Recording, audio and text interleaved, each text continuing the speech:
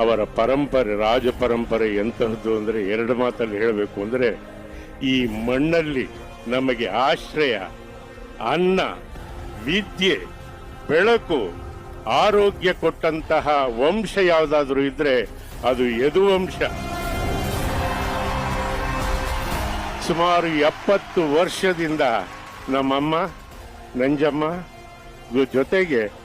ನಮ್ಮ ದೊಡ್ಡಮ್ಮ ನಾಗಮ್ಮ ಅಂತ ಅವರು ಹೆಂಗೆ ಕನ್ನಂಬಾಡಿ ಕಟ್ಟಿದ್ರು, ಮನೆಯಲ್ಲಿರೋ ಒಡವೆನ ತಗೊಂಡೋಗಿ ದೂರದ ಮುಂಬೈನಲ್ಲಿ ಮಾರಿ, ರಾಣಿವಾಸದವರ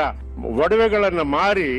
ಬ್ರಿಟಿಷ್ ಸಾಮ್ರಾಜ್ಯದವರು ಪರವಾನಗಿ ಕೊಡದಲ್ಲಿ ಇದ್ರು ಹೋರಾಟ ಮಾಡಿ ನಾನು ಕಟ್ಟಿಸ್ತೀನಿ ಅಂತಂತ ಮಹಾನುಭಾವ ಯಾರು ಇದ್ರೆ